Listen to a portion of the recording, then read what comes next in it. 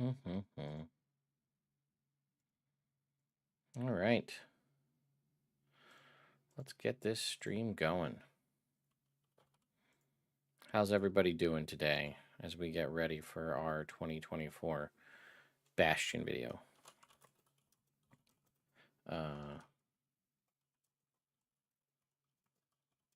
Sorry, I forgot to tweet this out.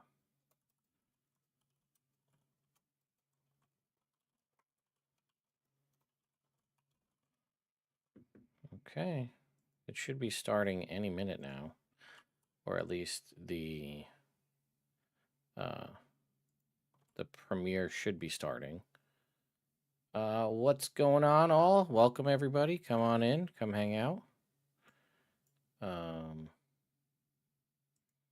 We're going to get this going in just a sec. Let's check. Is it started yet? Find out. Okay, we've got 4 minutes and 40 seconds before it kicks off. So, yeah, I'll just take the time to say hello to everybody as we get ready for this to get going. So, I'm just going to post this here on all of the socials. Don't know why that one's not going through, though. I think the word to drink is Bastions like last time. Oh my god, if we were drinking every time they said Bastion last time, we'd all be dead.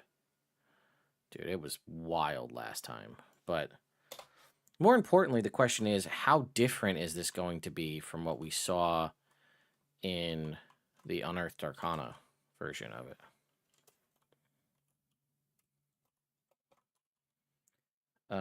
Yeah, exactly. I hope we're getting some new Bastion information. That's the key, right? So, for me, it is noon on the dot right now. So, I don't know why that's not posting. Do I still have the D&D themed whiskey? I do. I actually have a new bottle I haven't even opened yet, which we're going to do a video on. That's, oh, let's check how long, because we've been just chatting and we'll lose track. Oh, I was only, what? How is it that many seconds? What's going on? Is it much further along? Does it start? I'm so confused. Okay, looks like it's 3 minutes now.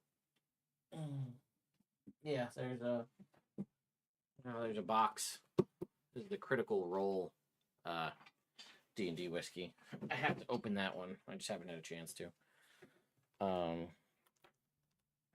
So we'll get to that here in a minute. It says, how far along are we? Okay, 2 minutes, 30 seconds. And counting. So, let's see. Why is that not letting me scroll over? Usually does, but now it's not. Cool. All right, well, it is what it is. It is both. It is Matthew Lillard's company, but it is partnered with Critical Role. So it is Sandkegs Hyde, which is themed after the whiskey they find in Marquette that they drink, and that's the one that makes their tongue go talk like this when they drink it. That Grog finds, it's basically that, and it even has like a journal and a story and a map and a whole thing inside it. Hello from Spain. Well, welcome everybody. Yeah, I'm going to be employing the Bastion system in my Phandelver and Below campaign, so I'm excited for it.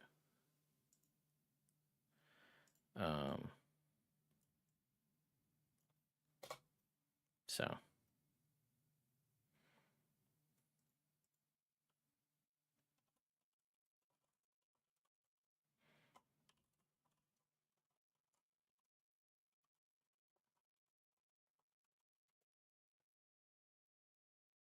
Okay, what do we got?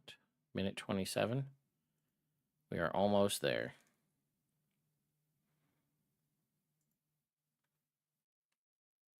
So, any second now.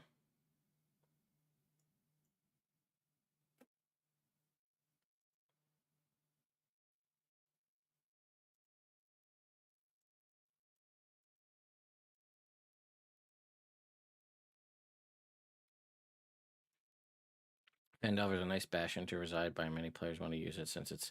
Yeah, Phandelver, the way Phandelver and Below, or Lost Mines of Phandelver, either way, the fact that you continually, like, go a place and come back to Phandalin, it sets itself up really nicely for that. Also, because it's like a small town, like, you're basically bringing industry to the town, in theory, by establishing a bastion there. And it also means, like, you're not competing with other things of a similar nature in, like, a major city like Neverwinter, Waterdeep, Baldur's Gate, or so on. Take over Cragmaw Keep and make it your bastion. That would work too.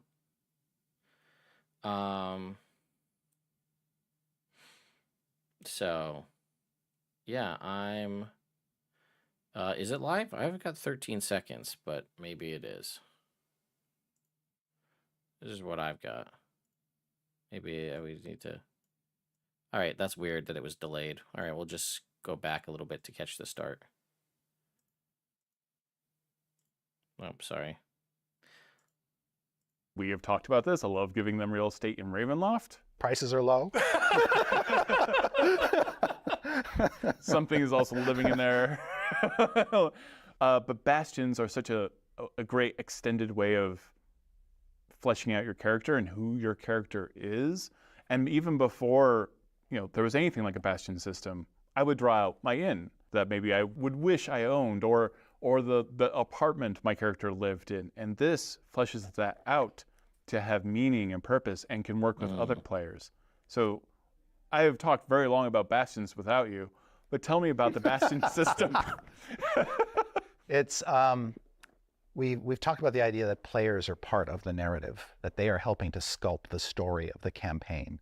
And bastions are a way for them to kind of double down and become invested in the setting by saying, this piece of the setting is mine.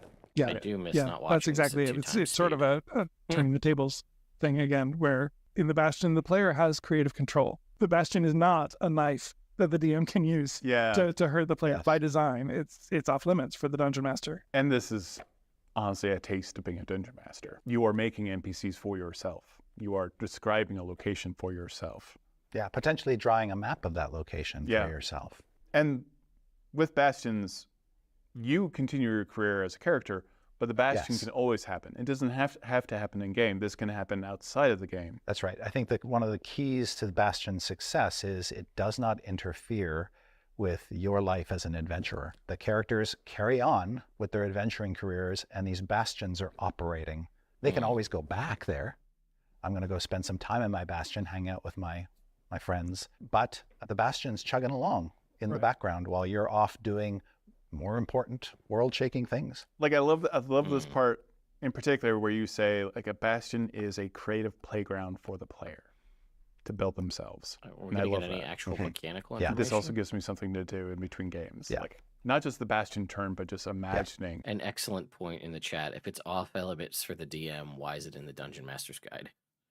And so the trick for us as designers is, in a fairly condensed amount of space, how do we give you all the elements that you need to make your Bastion feel unique? That yours is going to be different from every other player's Bastion. So that meant giving lots of different kinds of facilities that your Bastion can have that can provide in-game benefits and allow you to issue all kinds of different orders to those facilities. And have them feel different and unique. So if you are a rogue, for instance, there's enough options that you can create a place that feels very roguey, that feels like this is the kind of Bastion a rogue would have, versus a cleric, versus a druid. So I just want to touch on, because I think you guys are bringing it up in chat, why it's in the Dungeon Master's Guide, and I was thinking this too. It's optional, right? If you put the Bastion system in the player's handbook, then it's now, it's for the players. Granted, this is for the players. Your DM doesn't need to allow Bastions in their game. If you're running a game as a Dungeon Master, you don't have to allow Bastions in your game. You can just say, we're not doing Bastions. And depending on the nature of your campaign, that might make sense, right? If you're playing like Out of the Abyss, where your character's spending half of the campaign trying to escape the Underdark, you're not really going to have a Bastion. You don't have a place to set up. You're literally on the run the whole time. So I get the concept of putting it in the Dungeon Master's Guide. It's a tool in the toolbox. If the Dungeon Master wants to give you access to that tool, then you're handing it over to the players. But other than that, it's optional, so it's not required. And you do describe that, like these have different functions and styles. Like if you're a wizard, you get your tower. Yeah. You can build a wizard tower. A cleric might have a shrine. There might be a meditation space for a monk. And then there's room to have things that, Sorry, I also want to say, you can't reference things from the old PHB where it's like, we're in 2024 now. You can't say, I mean, I get what you're saying, that feats were technically an optional rule, but were included in the 2014 Player's Handbook. We're in 2024 now for the purposes of this. Feats are no longer an optional thing. They're just a thing you have access to. Actually, you wouldn't think your character would want. Right. The benefits are so tempting and cool that you kind of want it. Yeah. And so you might be a wizard who has a theater or a pub. Let's talk about the future of Bastions beyond what's just here. In the same way that Waterdeep Dragon Heist has the opportunity for the players to acquire a tavern at the beginning of the adventure, future adventures can interact with the Bastion rules by giving characters spaces of their own. And then in settings, we might do interesting things with that. Like what might we do in Ravenloft to really make the Bastion feel maybe not quite so safe? Or fill it with friendly ghosts. Yeah. We're not going to design them here, obviously, but yeah, each setting can basically allow us to skin or flavor Bastions in a particular way that feels appropriate for that setting. And really hook you into the world. Yeah. Currently, I'm trying to think of ways to use the Bastion system because my wife's main character, Whittle, killed Strahd and somehow ended up being in charge of Ravenloft. I'm like, ooh, what are the Bastions? I'm going to pause Todd there for a second. But that was pretty interesting stuff. The fact that they're going to... Now, they say this, right? Take it with a grain of salt.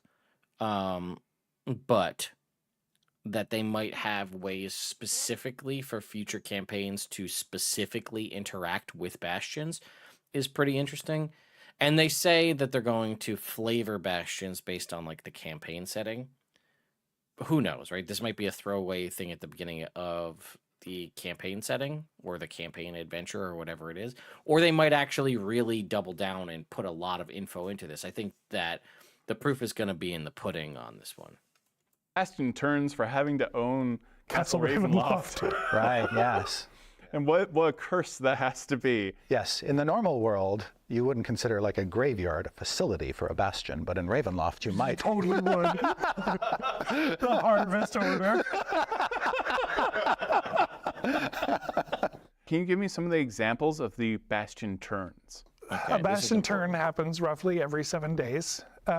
And when that happens, if characters are in their Bastion, they give an order to each of their facilities. They can give an order to craft something, to empower something, to harvest something, to maintain something, or to recruit someone or something, or research or trade.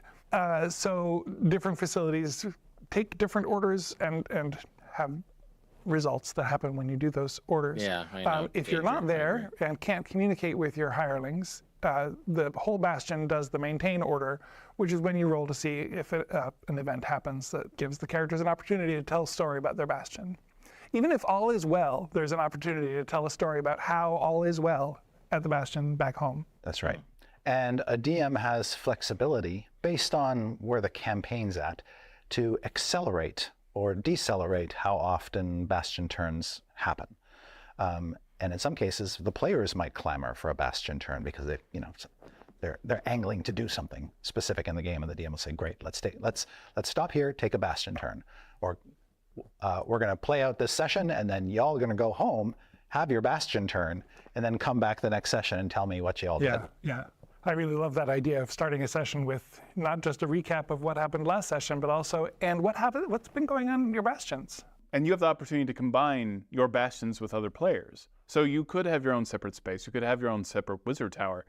or you could basically build a stronghold almost together, or a facility. Yes, you can combine your bastions into a larger structure over which each of you still maintain control over your specific facilities and sections, but there is some benefit. And we're going to review after this is over, we're going to review the Unearthed Arcana on Bastions and just see like how much of this seems to ring true, because I haven't looked at it in a long time, but we'll go back to that. these all have basic facilities like bedrooms, dining rooms, parlors. They can have a kitchen, storage. You go over all of that, the amount of space that this all requires.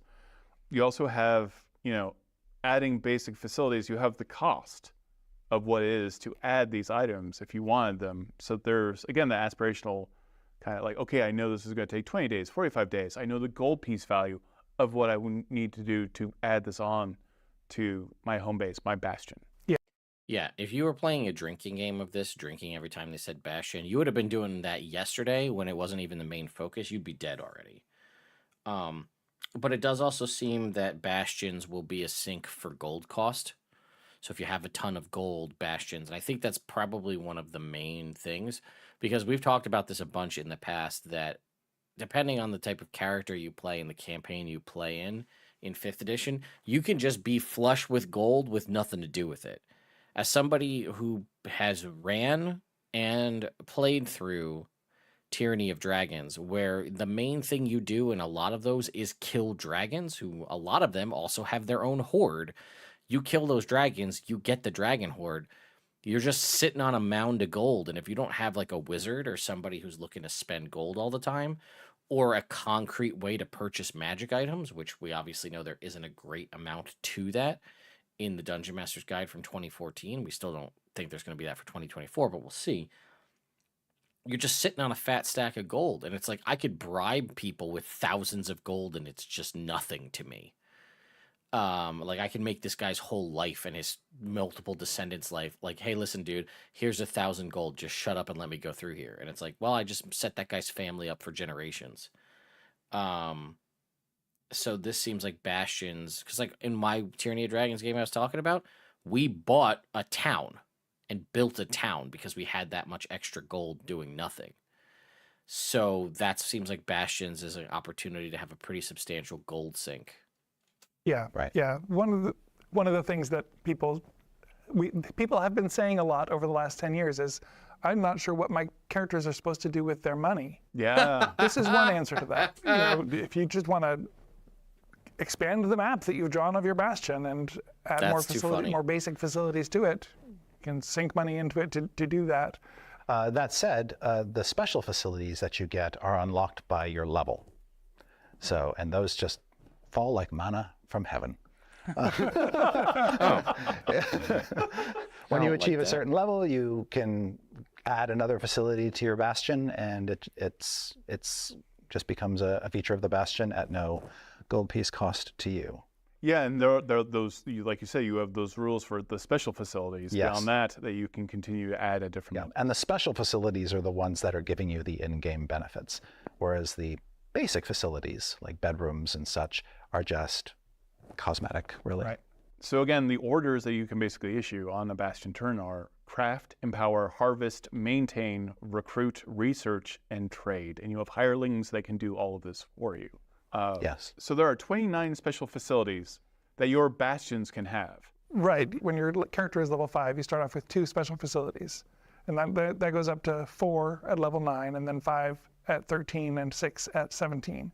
So from that list of 29, an individual Bastion will never have more than 6. So it doesn't just have to be like an arcane study. It doesn't just have to be an armory. It can be several of these all combined in there. Yeah. Yeah, for like its own separate identity. Right. So when I build my wizard tower at level 5, I might have an arcane study and a garden. And then within certain special facilities, there's even some built-in flexibility to customize. So James mentioned his wizard tower with a garden. Well, you can decide what kind of garden you want, and that affects what happens when you issue the harvest order to that garden. I can have a decorative garden, or a food garden, or an herb garden, or a poison garden. I think this is in the... But yeah, we've got arcane study, armory, barrack, garden, library, sanctuary, smithy, storehouse, workshop, game hall, greenhouse, laboratory, sacristy? Ooh, I don't know. Did I say that right? Mm-hmm.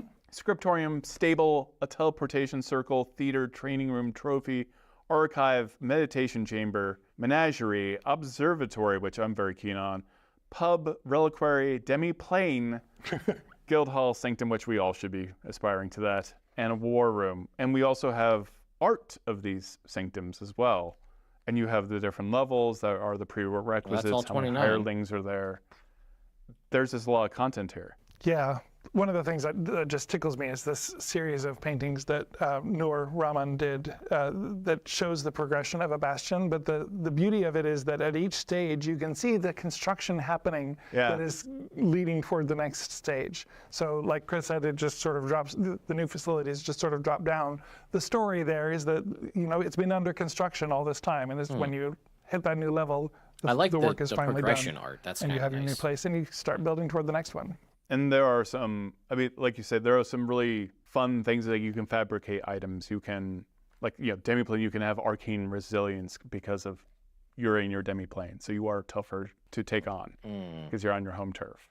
There's so many things like that I genuinely love. There's also sample guilds in here. You could have an adventurer's guild, a baker's guild, a brewer's guild, masons, shipbuilders, thieves guild of your own. That's deeply exciting. That's so aspirational and fun. Yeah, and within the structure of these bastions, like the guild hall, there is opportunity, or invitation, I should say, for the player to sit down with their dungeon master and hash out some specifics about, okay, what can I do with this beyond what's on the page? Like the training area is another thing that has a direct effect on your character. Like things like that, or the meditation chamber. These all tell us, damn it! In-game, Give us something outside of the game for story purposes. This is what also gets interesting about Bastions is if you're in a city setting and you have competition, because of Bastion you can have story hooks there where like your guild is, maybe there's 2 competing thieves guild and you own one of them, or 2 competing pubs. You both open the exact same type of pub next to each other, which happens all the time in real life. But there's so many extra hooks, I think, for storytelling. One. Yes. Give us Not one only good are bit. there plenty of tables, you've got rules for the fall of the Bastion. If the players maintain their bastions, it's not likely to happen. The one cataclysmic event that might befall your bastion is if you're mucking around with the deck of many things. Because if you draw the ruin card, bye-bye bastion. But that's, But that's another story. That's another story. One that doesn't come up too often, thank goodness. And there's a Bastion tracker. Yes, a sheet that you can give to the players so that they can keep track of all the facilities in their bastion and other important information about what's happening there and who's operating there. Thank you so much. I'm very excited for Bastions, and have a great day. Thank you for adding this to the DMG. This is really exciting. Yeah, we hope players dig it. We hope dungeon masters have fun baking their players' bastions into their greater campaigns. Yeah, I'm really excited about the story possibilities. Thank you so much for watching. Every week leading. All right. Well, that was that. By the way, do the thing if you haven't done the thing. Oh god damn. It was so I feel like they were so close to giving us something. And I think you guys hit the nail on the head. They talked about the training room or the meditation garden.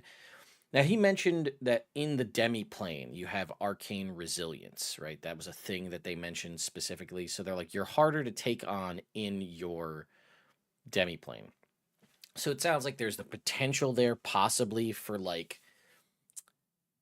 a lair kind of capabilities. Like if someone comes at you in your own home, you're stronger for it. And that makes sense, right? But I feel and I think some people said it in the chat, it felt like maybe if you have a training room and you do it, maybe that's a way to get fighting styles for your characters. I'm making this up. I do not know. I have no prior knowledge of this. That's just a thought that I had when they said the training room. And I was oh, maybe it's you could get a fighting style, or maybe there's ways to give you proficiency in a skill by you spend time meditating, so you get the insight skill proficiency or something. You could also see why potentially, as someone was throwing out the concept of power creep in here, something to consider, whether you want to include these or not. I'm taking this more than anything as like a fun, people are getting it to The Sims and stuff, like a fun little downtime thing that people can do, that we can do as like a lighthearted thing if we had a really tough session, if people can't make it and we're looking for something to do and we still want to keep the momentum of the game. Maybe it's been like, hey, it's been a little while, take a Bastion turn and see what happens. So he listed off all of the different orders you could list, and they specifically, I took some notes here. A Bastion turn happens roughly every 7 days. I agree. Why isn't it a 10-day if remember, the Forgotten Realms isn't the main setting of Dungeons and Dragons. It's the multiverse. If you're in your Bastion, you can give an order like harvest, like craft, like empower, or whatever. If you're not there, the Bastion takes the maintain order, which has, I guess, a potential to have something happen. So that's one thing. They said there's costs to add other facilities to it, but the special facilities just drop when you hit at certain levels, which sounded like they said like 5, 9, I think 13 and 17. And you start with a total, you can only get a maximum of 6 special facilities in your Bastion. You start with 2, you end up with 6. There are 29 options, and they listed all of those, right? That's, scriptorium, meditation, chamber, war room, blah, blah, blah. Right? And you can customize, there's customization options. Like if you choose garden, they listed like 4 different options for the garden. And yeah. Okay, and then they said there's a Bastion tracking sheet, and there is rules for fall of a Bastion. If you do a shitty job maintaining it, it might fall into disrepair, and then you have to follow the rules for losing a Bastion. Okay, so I'm going to go to the Unearthed Arcana on Bastions. Let's see. We'll see what this, because it's not going to be everything. But... okay, maybe it is. Maybe we'll look at it. Maybe everything will ring exactly true. All right. Let's see what you guys are saying. Roll 2d. Let's see. Why would we do this mid-campaign? We are on an adventure halfway around the world. The sense of urgency disappears. So I'm not saying, Fox Monkey, that you're going to do this mid-campaign, but if you're away from your home base, well, one, you got to have a home base. Like I said earlier on, if you're doing a campaign where you don't have the opportunity to set down roots, then there is no reason to have a Bastion, which is also, again, why it's an optional rule. You can just ignore it. Nobody's making you use it. Like I've said, with my Phandelver and Below campaign, the party has basically set up shop in Phandalin and is going back there and going on adventures and then coming back. Going on adventures and then coming back. So they've kind of established Phandalin as their campaign hub, as it were. So them building a Bastion there makes sense. In my Vecna Eve of Ruin campaign that I play Theodore the Orange Wizard in, we basically have a keep, as that's what the DM called it, is a keep in Neverwinter, which effectively is a Bastion. And we actually went through the process of everybody describing what their little area of that keep is, and we have that. That's been established. Had Bastion rules existed, we probably would have just used Bastion rules. But in that campaign, we're also traveling the multiverse, and we go away for what seems like a little bit of time, and we come back and be like, oh, 7 months have passed. So, like, Bastion turns like crazy, you know what I mean? So, like, that could be a fun thing for us. But And that's, again, the DM might say, no, I'm just going to keep it the way it is, and that's it. But he might say, hey, let's do it.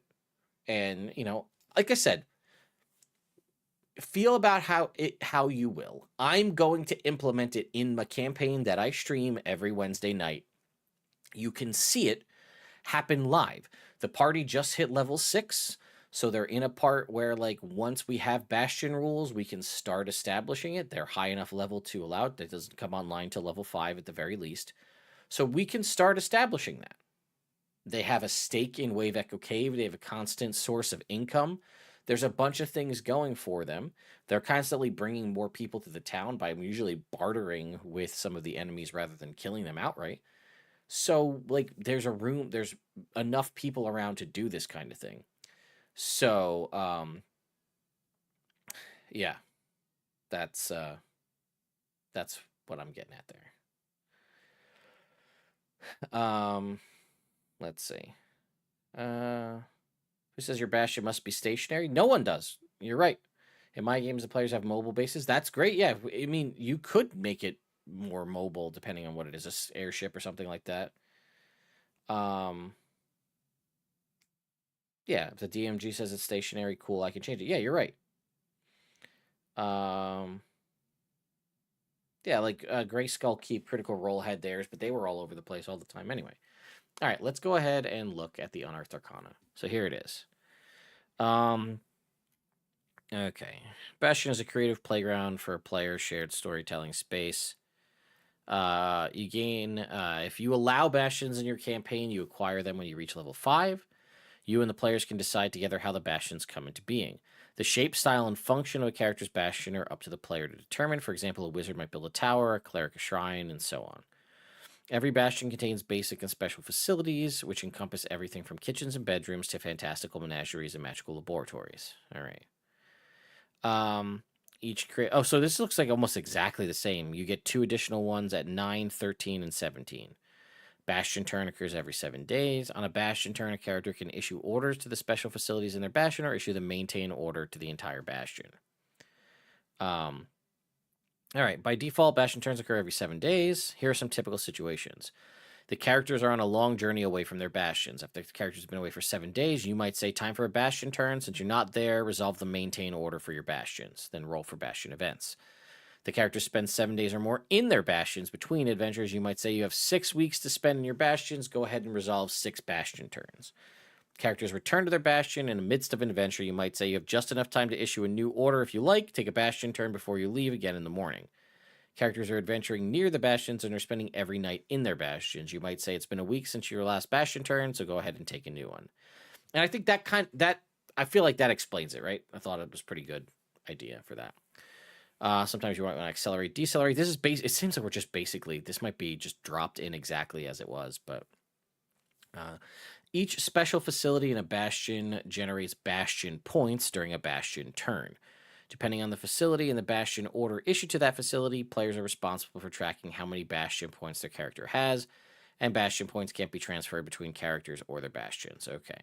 When a character issues orders to special facilities in their Bastions, those facilities generate Bastion points. Each special facility description indicates the number of points. If a character issues the maintain order, each special facility instead generates a D4 Bastion points. Special facilities that have been shut down or lost their hirelings because of an event don't generate any points. Characters can use money to influence the rate at which facilities generate Bastion points. Spending 25 gold when issuing a Bastion order to a facility allows the player to roll the dice for that Bastion point generation twice and use the higher roll. So you're basically getting advantage. Okay. Acquiring magic items. Each time a character gains a level, they can spend their Bastion points to acquire Now, I don't know. We don't know if this is going to be the same, but each time a character gains a level, they can spend their Bastion points to acquire a single magic item. Any magic item acquired in this fashion must be approved by the DM. The Bastion point cost of each magic item is based on the item's rarity, as shown in this table below. A character must be in their Bastion to claim a magic item acquired with the Bastion points. If the character is away from their Bastion, the magic item remains secure in the Bastion until the character arrives to claim it. Talks about the level and how many Bastion points you need to get it. So you need 700 points and at least level 17 to get a legendary weapon or a legendary magic item. Characters who have reached level 20 can use Bastion points to acquire a magic item every time they earn a bonus feat. Okay. Other uses of Bastion points. On gaining a level, a character can spend 10 Bastion points to ensure that the word of their heroic deeds spreads throughout the region around their Bastion. For the next 7 days, the character has advantage on all charisma checks while within 50 miles of their Bastion. When a character dies, the character can spend 100 Bastion points to return to life in their Bastion at the next dawn. After spending Bastion points in this way, a character can't do so again until they've gained at least 1 level. So this is giving you a concrete way to buy magic items, concrete way to spread the renown of your characters, and to resurrect yourself if you have enough points. assuming this comes through this way in the final version. All right, so now we have facilities. So it talks about the different size of the facility spaces. It says maps, and it says these are all like the basic things that you can just kind of do, right? Closets, doors, windows, corridors, ramps, staircases, etc. Defensive walls. Tell you how high they could be.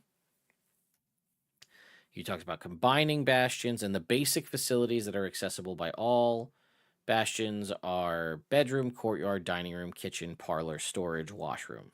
Okay, nothing crazy there.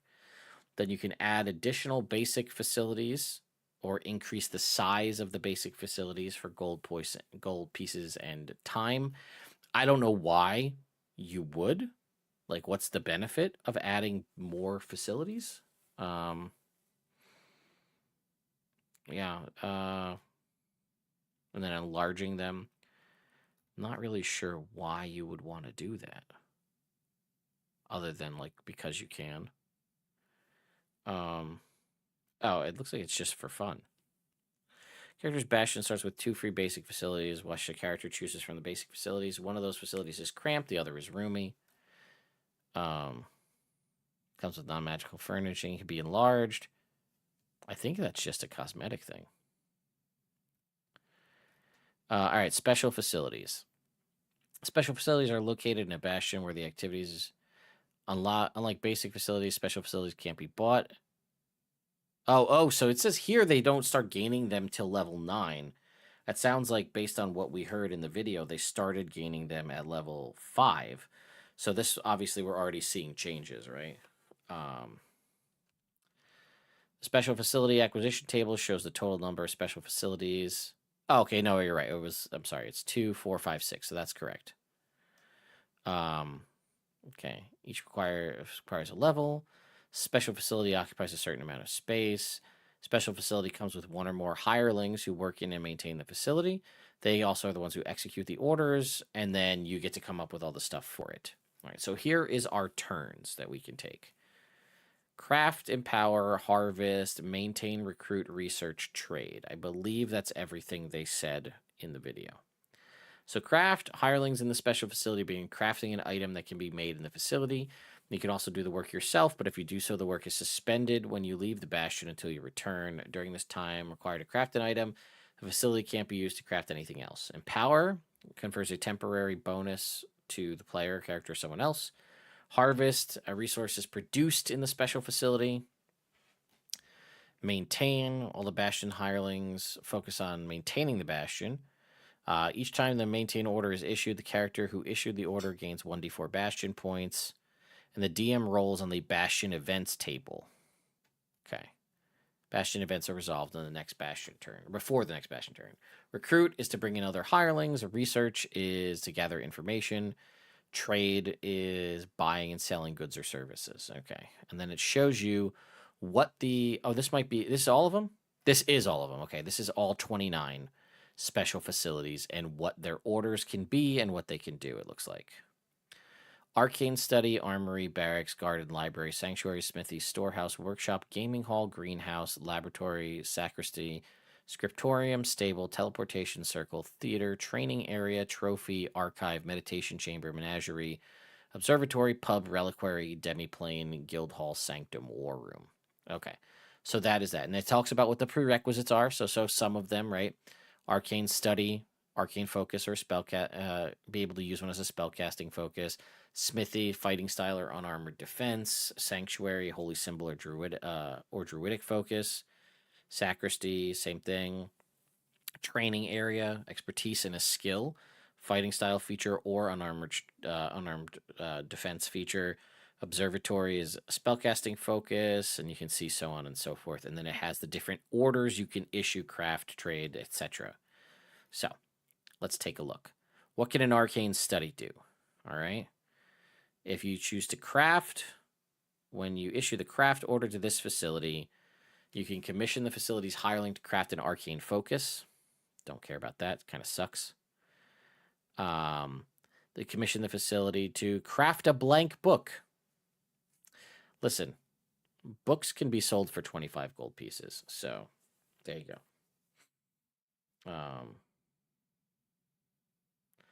Cast Identify. After spending a long rest in your Bastion, you can cast Identify once within the next 7 days without expending a spell slot.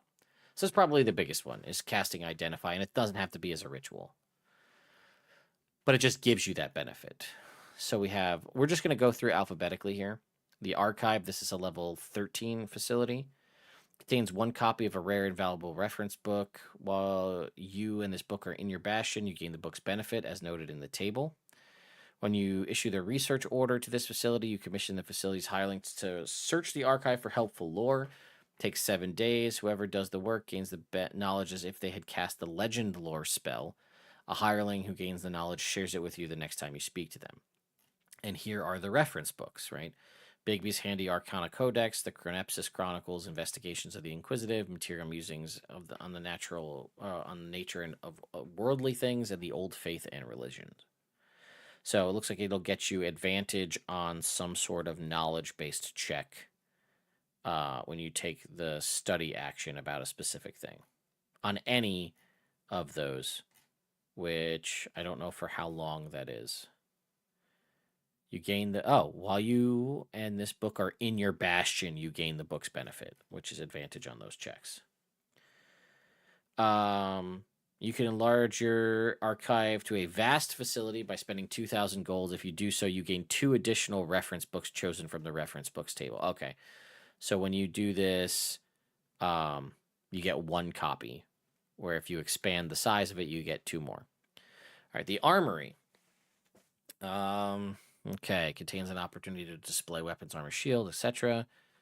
When you issue the trade order to this facility, you commission the facility's hirelings to stock the armory with armor, shields, weapons, and ammo. Equip costs 100 gold pieces plus an extra 100 gold pieces for each Bastion defender in your Bastion. If your Bastion has a smithy, the total cost is half, rather. When your armory is stocked, your Bastion defenders are harder to kill. When any event causes you to roll dice to determine if your Bastion loses 1 or more of its defenders, roll a d8 instead of a d6. Okay. Barracks.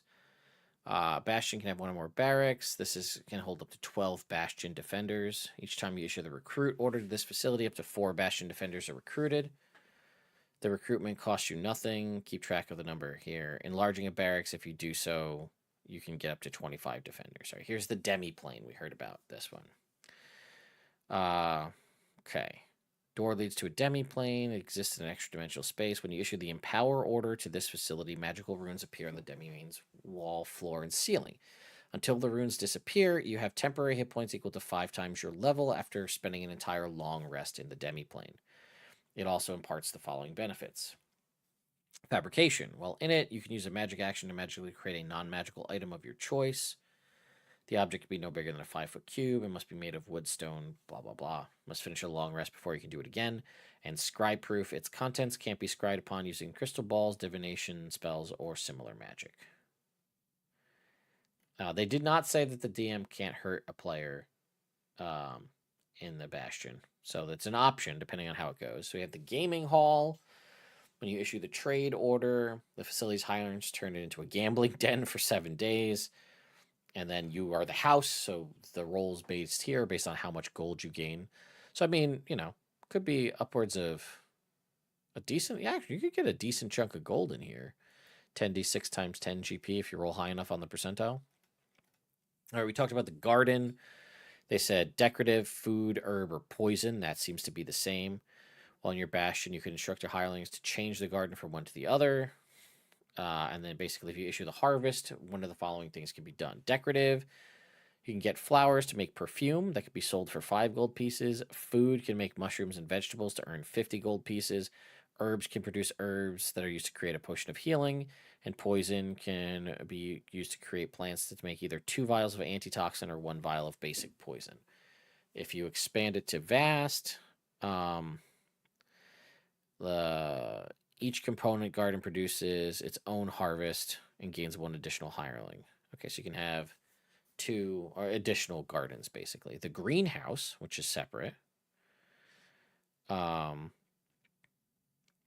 greenhouse is a spacious enclosure. 1 plant in your greenhouse has 3 magical fruits growing on it. A creature that eats 1 of these fruits gets the benefit of lesser restoration. Fruits that aren't eaten within 24 hours are picked or picked of being picked lose their magic. When you issue the harvest order, you can get one of the following: harvest healing herbs. You commission the facility's hireling to create a potion of greater healing, or you do the work yourself. It takes 7 days and costs nothing. Harvest poison. You choose the type: midnight tears, pale tincture, torpor, truth serum, and you basically make one of those. All right, the guild hall is a meeting room where members of the guild can discuss important things. It has roughly 50 members of skilled folk who live and work outside your bastion. Each time you issue the recruit order, the commission or one or more members of your guild to perform a special assignment. Each guild in the sample guild table specifies the nature of that assignment. Okay. Adventurers Guild, Bakers Guild, Brewers Guild, Cartographers Guild, Entertainers Guild, Jewelers Guild, Masons Guild, Shipbuilders Guild, and a Thieves Guild. Okay, adventurers, you send them to track down a beast with a challenge rating of 2 or lower, with the lair within 50 miles. They slay or capture it. If it's captured, it can be added to your menagerie. Bakers Guild, you assign them to make baked goods. You can receive payment in coin of 500 gold pieces or in the form of a favor for some event you did. It's just like, it looks like mostly it means to gather gold. The Jewelers Guild can craft a piece of jewelry worth no more than 1,000 gold pieces. You can make ships. Thieves Guild, infiltrate a location, the object, steal a non-magical object. I mean, I don't know how much people are going to want to actually do these, but there's a lot here. All right, what about the laboratory? Craft a liquid concoction: acid, flask of alchemist, fire, bottle of ink. Craft a poison: burnt author fumes, carrion crawler mucus, essence of ether, malice. Or craft a potion. Craft a magic potion, and then it shows you the breakdown of the type of potions you can craft, all the way up to legendary potions with 100,000 gold pieces if you are level 17. The library. Issue the research order. You commission the facility's hireling to research a topic. When the research concludes, you obtain up to 3 accurate pieces of information about the topic that you previously didn't know. The DM determines what that is. Okay, the meditation chamber. When you issue the empower order to this facility, you enable all your Bastion's hirelings to use the meditation chamber to gain a measure of inner peace. You can immediately issue a Bastion order to one of your Bastion's other special facilities, even if that facility has already been used. Oh, that's interesting. So it allows you to basically take a double turn. You can immediately issue a Bastion order to one of your other Bastion special facilities, even if it's already been issued in order. It also imparts the following benefit. You can meditate in this facility over a period of 7 days to fortify your mind. If you leave the Bastion during this time, you gain no benefit. Otherwise, at the end of the 7th day, you gain advantage on 2 kinds of saving throws for the next 7 days. Wow. See, this is what I'm talking about. This is the stuff you want. A lot of these I just couldn't give a shit about. The first one we had was like you got a free identify was nice, but the meditation chamber, spend 7 days here and get advantage on 2 kinds of saving throws for the next 7 days. And it's just like pick 2 ability scores or roll on the table, and you have advantage on all of those saving throw checks for 7 days because you meditated. And I like that. That's fine. I think that's cool. I want more things like that. I'm hoping they are expanded because this is very dry to read through. Not that that necessarily matters, but I'm curious to see how they've improved it, if at all, in the final version. All right, so then you have a menagerie. You issue the recruit order. Your hirelings go and capture a creature. What is the benefit of having the creatures other than like having a zoo, essentially? It's big enough to contain 4 large creatures. You can choose not to count one or more of these creatures as Bastion. They can act as defenders for your Bastion. Okay, that's kind of cool, actually. The DM's option, you can add 2 different creatures. You can have different creatures shown. That's what's here. Only beasts and some monstrosities with the DM's approval can be kept in the menagerie. And it shows you the challenge rating breakdown here. All right, observatory. You can use the observatory to peer into the far corners of wild space in the astral plane. Whenever you spend an entire long rest in your observatory, you can cast Contact Other Plane once within the next 7 days without expending a spell slot. When you issue the Empower order to this facility, you enable yourself or the facility's hireling to explore the eldritch mysteries of the stars for 7 consecutive nights. At the end of that time, roll a die. If the number rolled is even, nothing happens. If it's odd, an unknown power bestows one of the following supernatural charms on you or another creature of your choice. Charm of Dark Vision, Charm of Heroism, or Charm of Vitality. These are the charms, again, from the Dungeon Master's Guide. They're like a limited use. You could use them so many times, and then they're burnt up. That's pretty interesting, actually. That's a good one. Looks like level 13 is where it's at, in my opinion. So we have the pub. Whenever you issue the research order in the pub, you commission the pub's bartender to gather information from spies who are aware of all important happenings within 10 miles of your bastion. During that time, the spies can divulge the location of any creature that is familiar to you, provided the creature is within 50 miles of your bastion and not hidden by magic. If the spies learn the target's location, they also learn where the target has been for the previous 7 days. In addition, it has one magical beverage. What are they? Bigby's Burden, Enlarge Reduce, Kiss of the Spider Queen, Spider Climb. These look like they're 24-hour durations too. Dark Vision for 60 feet or extending it for 60 feet, resistance to necrotic damage, or immunity to the frightened condition. If you enlarge the pub, you can have additional magical beverages added to your list there. All right, the Reliquary. Whenever you spend a long rest in your bastion, you can cast Greater Restoration. This is huge. Greater Restoration once within the next 7 days without expending a spell slot. That's pretty nice. When you issue the Harvest Order, you can have them make a Talisman. The work takes 7 days. You can use the Talisman as a spellcasting focus, ignoring any of the spell's material components, including those that have a cost of 1,000 gold pieces or less. Wow, that's so good. So not only does staying in there let you cast a freebie Greater Restoration without expending a spell slot, if you craft a Talisman as like a reliquary holy symbol, it lets you cast any spell with it as a focus that has a material component that goes up to 1,000 gold pieces. So, and then like you can use that as once, and then it's a one-off and it's gone. But like that could be freebie Revivify or Raise Dead, and you don't have to spend any, like, have money or gold. You just use this one-off reliquary to do it. That's actually pretty cool. All right, Sacristy. Having a Sacristy allows you to regain one expended spell slot of level 5 or lower after spending an entire short rest in your bastion. That's actually kind of good. It allows you to craft holy water and craft a sacred item, a temporary sacred item that lasts for 7 days. Pearl of Power, Periapt of Wound Closure, Ring of Water Walking, Sending Stone, Staff of the Adder, Staff of the Python, Wand of Magic Detection. Even still, a temporary magic item that does that is still pretty solid. All right, Sanctuary. It imparts the following benefits. You can draw on the power of your Sanctuary to heal yourself or another. After spending a long rest in your bastion, you can cast Healing Word once within the next 7 days without expending a spell slot. The spell's level is half your level, rounded down. When you issue the craft order, you can make a sacred focus. I don't know, the Sanctuary is pretty good too. Honestly, the healing stuff seems to be the best. Sanctum. When you issue the Empower order of this facility, you inspire its hirelings to perform daily rites. Each time beneficiary finishes a long rest, they gain temporary hit points equal to their level for the... each time they finish a long rest, they get temporary hit points equal to their level for the next 7 days. And then... when you finish a long rest in your bastion, you can cast Heal once within the next 7 days without expending a spell slot. Or Sanctum Recall. When you cast Word of Recall, you can make your Sanctum the destination of the spell instead of another place you have previously designated. In addition, one creature of your choice that arrives in the Sanctum via the spell gains the benefit of the Heal spell. Yeah, the clerical healing ones just seem to be way by and far better in almost every way. All right, Scriptorium. You commission a hireling to make a copy of a non-magical book. You commission them to create up to 50 copies of a broadsheet, pamphlet, etc. You commission them to craft a magical scroll, or you craft it yourself. In the case of a spell scroll, must be one you can prepare. It takes 7 days, and then it tells you the level and the gold pieces to craft the scroll.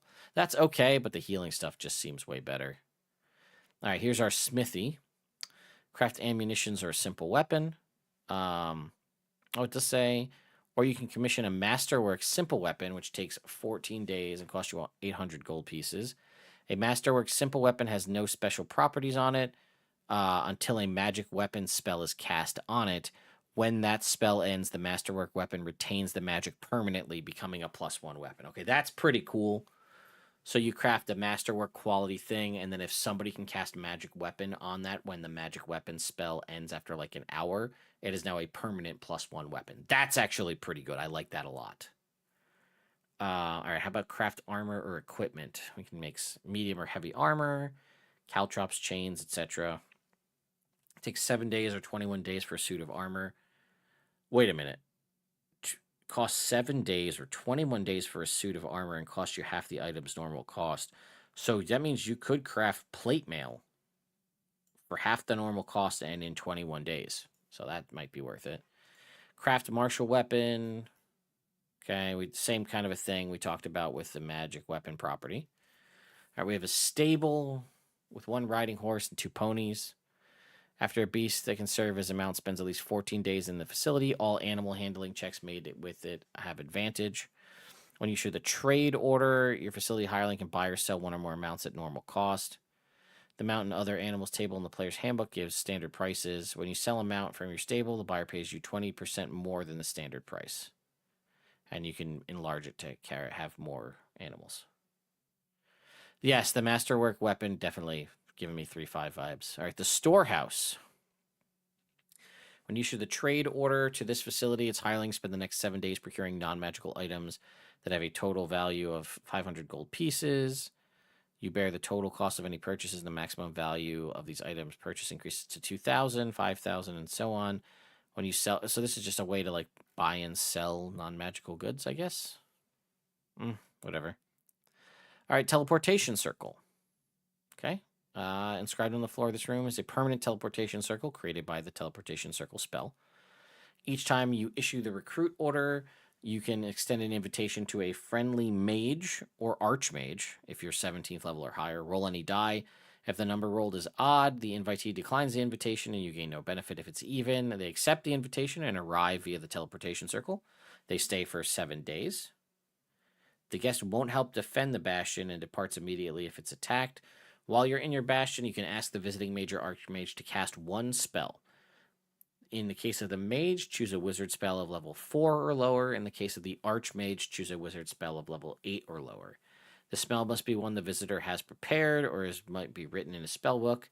If the spell has 1 or more material components that cost money, you must pay for them before you cast. The spell can be cast. An 8th level or lower spell that's a freebie thing that somebody else can cast could be pretty wild to hang on to that 8th level slot, just get another simulacrum going. That could be fun. All right, the theater. They referenced the theater a bunch. When you issue the Empower order, its hirelings begin to work on a theatrical production. Character can contribute in one of the following ways. You can write or conduct. Or compose, conduct or direct or perform. At the end of the rehearsal, each character gets to make a performance check. If more of these checks succeed than fail, you and any other character who contributed each gain a theater die, which is a D6. It increases to a D8 at 13 and a D10 at 17. At any point after the rehearsals end, a character can expend their theater die to roll it and add it to any number rolled on any ability check. Oh. Okay. So the healing and the theater are some of the best ones here. So you can just have basically a pocket D6, D8, or D10 that basically functions almost like a bardic inspiration that you can just choose to add to an ability check, attack roll, or saving throw. And you just keep it till you use it.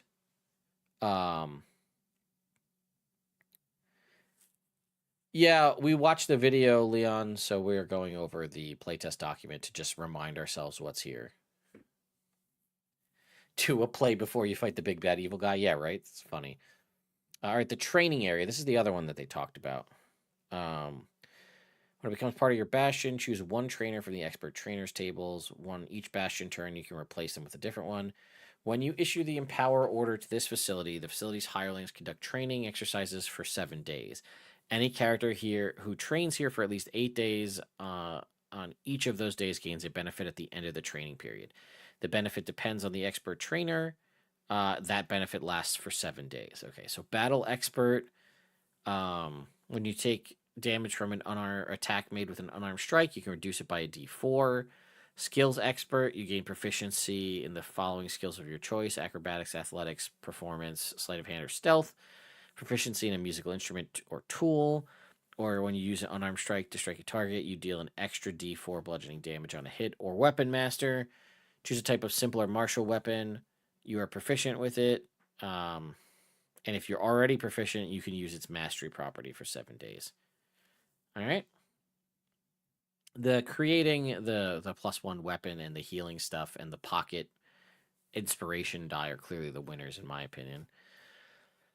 All right, trophy room. Store the bodies of the things you've killed. You commission the facility hireling to research a topic of your choice. The topic can be a legend, any kind of creature, infamous object. The topic needs to be directly related to items on display. When it concludes, you obtain up to 3 accurate pieces of information about it. Or trinket trophy. When the research concludes, roll a die. If the number rolled is odd, the hireling finds nothing useful. If the number rolled is even, the hireling finds a trinket with a previously unknown magical property. You can decide what the trinket looks like. As a magic action, a creature can use the trinket to cast a particular spell requiring no components. The spells from one of the following lists: Clairvoyance, Death Ward, Find Traps, Locate Creature, Magic Weapon, Remove Curse, or Speak with Dead. We have the War Room. Right? It says... consultation with an inner circle of loyal lieutenants, each one a battle-hardened veteran. You start with 2 lieutenants. If your bastion lacks blah, blah, blah, lieutenants don't count as bastion defenders. But if your bastion is attacked, each lieutenant housed in your bastion reduces by 1 the number of dice you roll to determine how many bastion defenders are lost. The war room contains war memorabilia. When you issue the recruit order, you gain 1 new lieutenant if you choose to recruit lieutenants, or when you recruit soldiers, each 1 or more lieutenants to assemble a small army. Each lieutenant can muster 100 guards in 7 days to fight for your cause. Reduce that number by 20 guards if you want them to be mounted. Cost 1 gold piece every day to feed them. Seems like that's about it. And then we have the workshop. After spending an entire short rest, you gain heroic advantage. Well, it says heroic advantage. They're now called heroic inspiration. When you issue the craft order to this facility, you commission the facility's hireling to craft 1 tiny non-magical object, such as some type of tool or whatever, and that's it. Here's the Bastion events, right? Nothing happens. Attack, lost hirelings, refugees, friendly visitors, request for aid, honored guests, extraordinary opportunity, criminal hireling, or magical discovery. So these are the different things, right? Your Bastion can be under attack. You could have somebody who you hired as a criminal. Somebody comes there for a bounty for him. Extraordinary opportunity. You gain extra points and can, if you spend gold at a festival, fund a power researcher, a spellcaster, appease a domineering noble, work with the DM to determine the details. Friendly people stop by. Different honored guests. Magical discovery. You find an uncommon magic item of your choice. Yeah. I don't know. We'll see how different this version of the Bastions from the Unearthed Arcana is from the final version that we get in the Dungeon Master's Guide. Like I said, in my opinion, looking at the list we have here, a large portion of them are pointless. Remember, you don't even get access to these till level 5. And, like, you're usually at a pretty, like, level 5 is a big turning point in the world of Dungeons & Dragons, right? You're looking at probably getting access to plate mail at this point. You probably may even have access to a magical weapon of some point by level 5. So the healing ones, I think, are the strongest, and I think the theater, honestly, for that pocket inspiration die. But most of the other ones, like, I understand there's definitely a cool concept of having them roleplay-wise for what they can do. But for the most part, most of the other ones I just wouldn't have any interest in from a purely mechanical power standpoint, let's say. So that's something to consider. Because there were people obviously talking about power creep and how much this is going to add to the game. If your players choose to not choose the powerful options, then it might not add anything to the game. Just the concept to make a little bit of cash on the side or craft some magic items, or not even like craft scrolls or potions, but